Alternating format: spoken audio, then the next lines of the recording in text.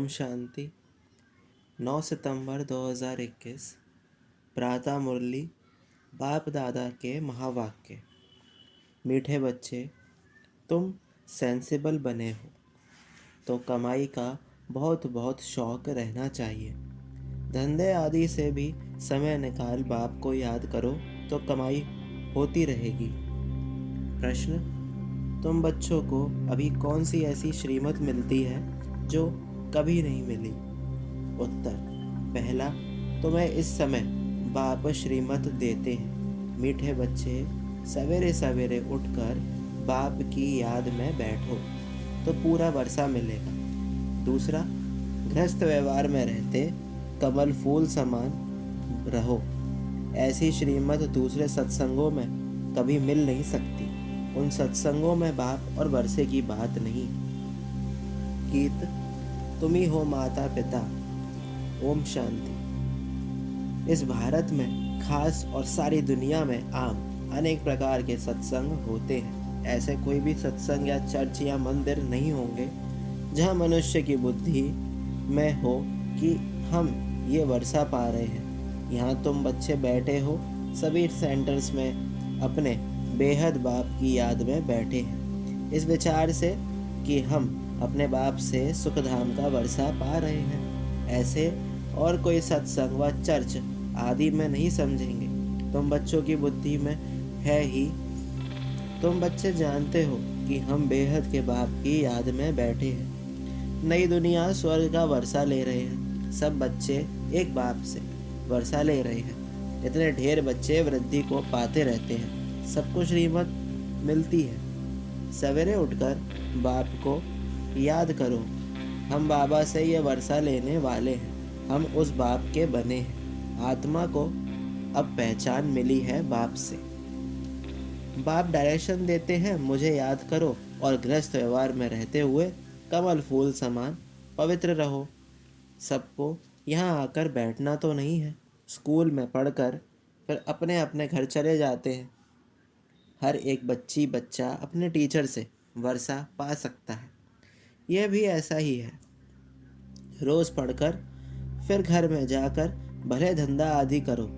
तुम गृहस्थ व्यवहार में भी हो और स्टूडेंट भी हो। गृहस्थ व्यवहार में रहते कमल फूल समान रहना है। ऐसे कोई सन्यासी आदि नहीं कहते। यहाँ तुम प्रैक्टिकल में बैठे हो।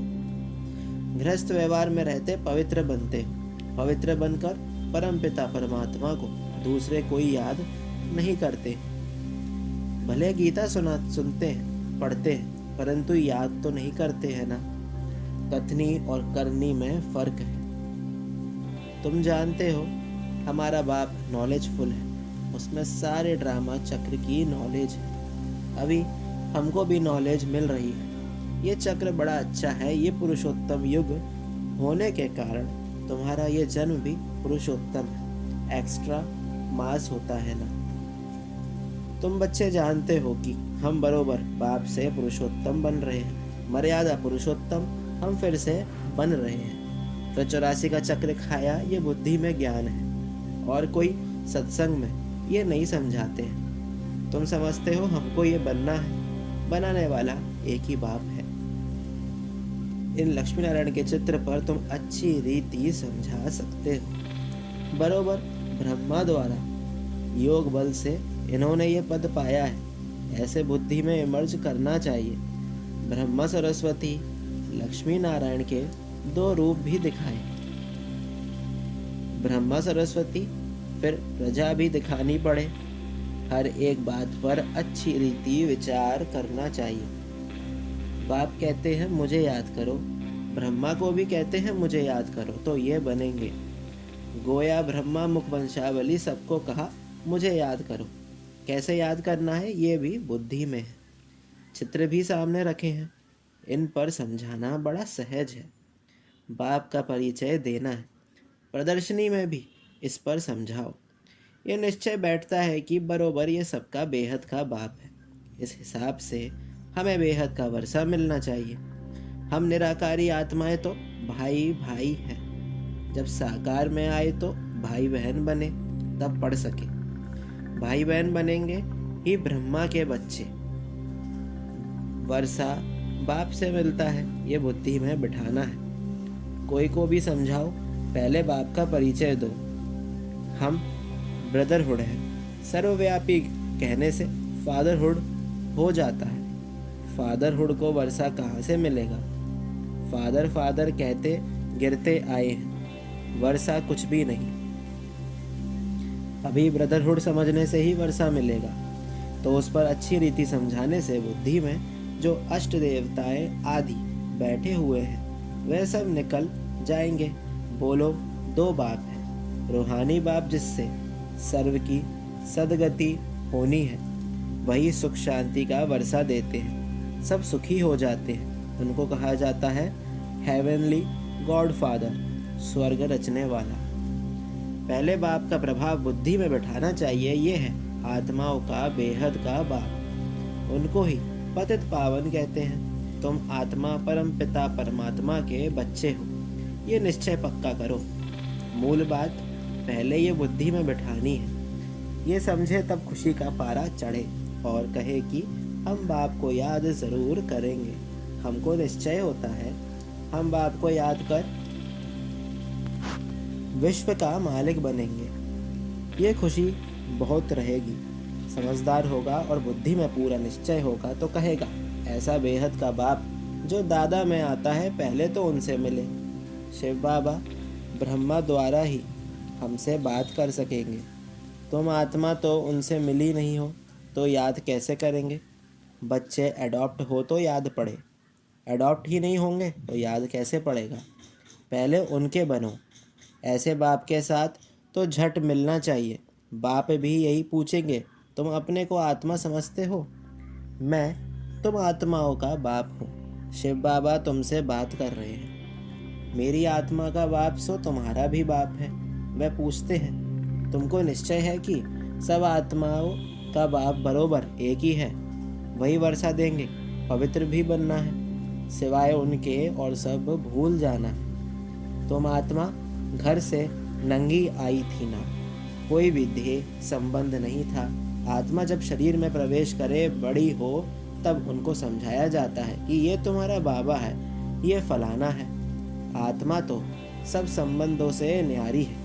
आत्मा चली जाती है तो कहा जाता है, आप मुहे मर गई दुनिया। बंधन रहित हो जाती है जब तक दूसरा शरीर मिले।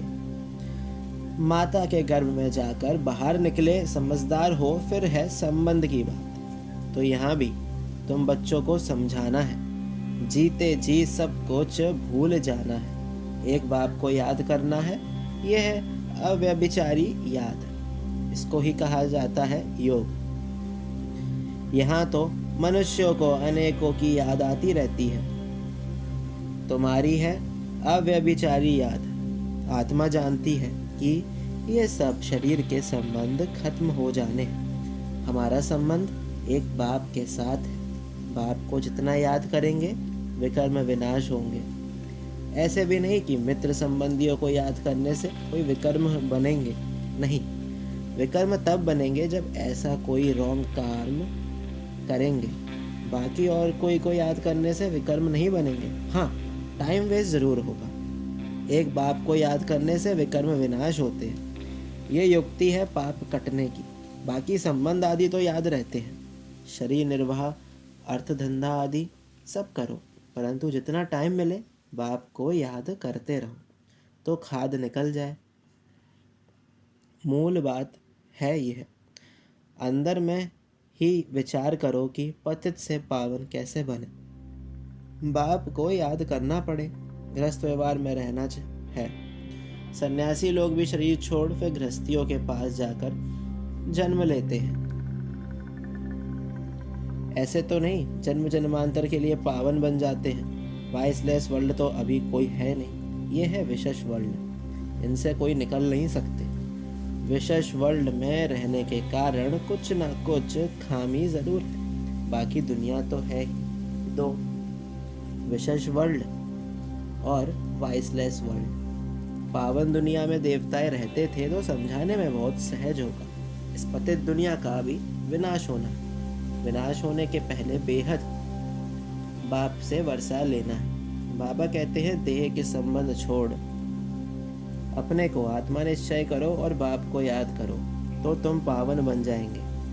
बाप कहते हैं तुम मुझे पतित पावन कहते हो ना, गंगा में डुबकी लगाने वाले तो बहुत हैं, ऐसे थोड़ी कि पावन बन जाएंगे। प्रदर्शनी में समझाना बहुत अच्छी तरह पड़ता है। प्रजापिता तो यहाँ ही चाहिए, नीचे ये ब्रह्मा और ब्रह्म कुमार कुमारियाँ तपस्या कर रहे हैं, तो ये बात अच्छी रीति समझानी चाहिए। किसको भी हड्डी जिगरी समझाना है, बित बित करने से बदनाम कर देंगे। अगर देखो हम कहाँ मूंझते हैं तो कहो अच्छा थोड़ा ठहरो, हम दूसरी बहन को भेजते हैं, एक दो से तीखे होते हैं ना। प्रदर्शनी मेले में जांच करनी चाहिए कि ठीक समझाते हैं, कोई डिबेट तो नहीं करते हैं। गेट पर भी पहचान वाला चाहिए, अनेक प्रकार के आते हैं ना। बड़े आदमी को ज़रूर रिगार्ड देंगे, फ़र्क तो ज़रूर रहेगा। इसमें यह नहीं आना चाहिए कि इन पर प्यार है इन पर नहीं है, द्वैत दृष्टि है नहीं, इनको द्वैत नहीं कहा जाता है। समझते हैं यहाँ बड़े आदमी की खातिरी की जाती है, सर्विसेबल की खातिरी करेंगे ना। कोई ने मकान बनवा कर दिया है तो उनकी खातिरी तो ज़रूर करेंगे ना। तुम्हारे लिए ही तो मकान बने हैं ना। जो मेहनत कर राजा बनते हैं तो प्रजा ऑटोमेटिकली खातिरी करेगी ना। कम दर्जे वाले से उच्च दर्जे वाले की खातिरी तो होगी ना। बेहद के बाप की सारी दुनिया की आत्माएं बच्ची हैं, परंतु जन्म लिया है भारत में। भारतवासी जो पहले उच्च थे अब नीच बन गए हैं, तो बाप कहते हैं मैं आया हूँ पढ़ाने, मैं भारत में आता हूँ तो सबका कल्याण हो जाता है। इन पर्टिकुलर इन जनरल तो होता है ना। अभी भारत ही नर्क है, फिर स्वर्ग बनना है तो भारत में ही तो जाएंगे ना। और जगह जाकर क्या करेंगे? भारत में ही या भक्ति मार्ग में पहले पहले सोमनाथ का बड़ा आलीशान मंदिर बनाया था। जैसे चर्च बड़े थे बड़ी विलायत में बनाएंगे, क्योंकि पॉप की ली हुई राजाई है। सब चर्च एक जैसी नहीं होती है, नंबरवार तो होगी ना। सोमनाथ का मंदिर कितना हीरे जवाहरों से भरपूर था, मुसलमान आदि लूटकर ले गए। बहुत धनवान थे, चर्च से क्या लूट सकेंगे? मनुष्य धन के पिछाड़ी पड़ते हैं ना। मोहम्मद गजनवी कितना ले गया, फिर अंग्रेज आए, वह भी यहाँ से धन भेजते गए, बहुत धन ले गए। अब वह तुमको वापस मिल रहा है, करोड़ों रुपया देते हैं। ये सब आई वेल समय आने पर मिल रहा है। हिसाब ना मिले तो आई वेल कैसे चले? बाप समझाते हैं ये ड्रामा कैसे बना हुआ है, ये लेन देन का हिसाब कैसा है। फिर भी तुम बच्चों को अब स्वर का मालिक बनना है। ये वर्ल्ड की हिस्ट्री ज्योग्राफी कैसे चक्र लगाती है ये वह भी बच्चों को समझाया है। फिर भी कहते बच्चे मन मना भव, ये सब फिर रिपीट होगा। हर चीज़ सतों से तमो प्रधान बन जाएगी। दिन में धंधा धौरी आदि करते हो वह टाइम छोड़ो, बाकी जितना टाइम मिले मुझे याद करो। धंधे आदि में कभी कभी टाइम मिलता है, कईयों की ऐसी सर्विस रहती है सिर्फ सही की खल्लास, ऐसे भी बहुत फ्री रहते हैं। फिर भी रात तो अपनी है। दिन में शरीर निर्वाह के लिए कमाई करते हो, रात को फिर ये कमाई करो। ये है भविष्य 21 जन्मों के लिए। कहा जाता है एक घड़ी आधी घड़ी, जितना हो सके बाप की याद में रहो तो तुम्हारी बहुत कमाई होगी। सेंसिबल जो होगा वह समझेगा कि बरोबर बहुत कमाई कर सकते हैं। कोई चार्ट भी लिखते हैं, हमने इतना समय याद किया। अज्ञान काल में कोई अपनी दिनचर्या लिखते हैं, तुम भी चार्ट लिखेंगे तो अटेंशन रहेगा। कोई टाइम वेस्ट तो नहीं होता है, कोई विकर्म तो नहीं किया। अच्छा, मीठे मीठे सिकिलते बच्चों प्रति माता पिता बाप दादा का याद प्यार और गुड मॉर्निंग। रूहानी बाप की रूहानी बच्चों को नमस्ते। हम रूहानी बच्चों की रूहानी बाप दादा को याद प्यार और गुड मॉर्निंग, नमस्ते नमस्ते, शुक्रिया बाबा शुक्रिया। धारणा के लिए मुख्य सार। पहला, किसी भी देहधारी को याद कर अपना टाइम वेस्ट नहीं करना है। ऐसा कोई रॉन्ग कर्म ना हो जो विकर्म बन जाए। दूसरा, जीते जी सब कुछ भूल एक बाप को याद करना है। शरीर निर्वाह अर्थ कर्म भी करना है। साथ साथ सेंसिबल बन रात में भी जाकर ये अविनाशी कमाई करनी है। याद का चार्ट रखना है। वरदान, बेहद की वैराग्य वृत्ति द्वारा नष्टो मोह स्मृति स्वरूप बनने वाले अचल अडोल भव। जो सदा बेहद की वैराग्य वृत्ति में रहते हैं वे कभी किसी भी दृश्य को देख घबराते व हिलते नहीं, सदा अचल अडोल रहते हैं, क्योंकि बेहद की वैराग्य वृत्ति से नष्टो मोह स्मृति स्वरूप बन जाते हैं। अगर थोड़ा बहुत कुछ देखकर अंश मात्र भी हलचल होती है या मोह उत्पन्न होता है तो अंगद के समान अचल अडोल नहीं कहेंगे। बेहद की वैराग्य वृत्ति में गंभीरता के साथ रमणीकता भी समाई हुई है। स्लोगन, राज्य अधिकारी के साथ साथ बेहद के वैरागी बनकर रहना, यही राज ऋषि की निशानी है। ओम शांति।